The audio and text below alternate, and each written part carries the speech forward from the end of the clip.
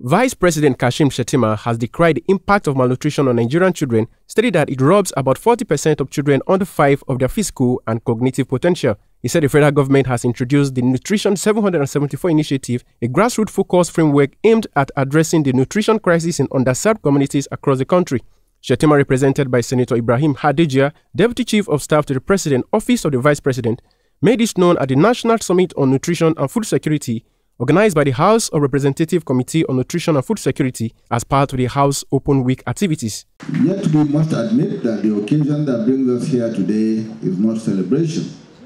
It is a reminder of the burden that we bear, a malnutrition crisis that continues to rob nearly 40% of Nigerian children under 5 of their physical and cognitive potential. It is a reminder that food insecurity is not only about hunger, it is also about whether our people can afford, access, and accept the food that meets their nutritional needs. It is about the economy, it is about education, it is about the very building blocks of human capital that this nation so urgently needs at this time of its development. Nutrition has been repositioned as a central pillar of our national development strategy. At the heart of this strategy lies the Nutrition 774 initiative, our flagship grassroots framework designed not for elegance on paper, but for impact in the most forgotten corners of our nation. Nutrition 774 is a living strategy, one that drives political commitment, secures sustainable financing, demands accountability, and galvanizes collaboration across federal, state, and local governments. In his remark, Speaker of the House of Representatives Abbas Tajuddin warned that malnutrition is costing Nigeria approximately 12.2% of its gross national income, an estimated $56 billion annually. The Speaker stated that the Committee on Nutrition and Food Security is collaborating with all 36 states to move beyond policy declarations to on-the-ground implementation. Malnutrition stands out as a human tragedy and a development challenge. Millions of our brothers and sisters, especially children and women, suffer the consequences of poor nutrition. This summit must therefore galvanize us to forge sustainable, evidence-based solutions that alleviate their suffering and secure a healthier future for all.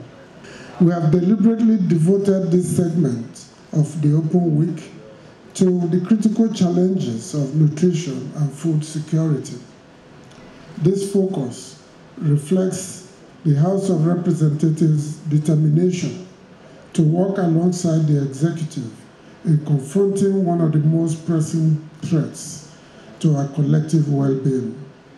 Established in November 2023, the Committee on Nutrition and Food Security responded to escalating concerns about hunger, malnutrition, and inadequate access to healthy food.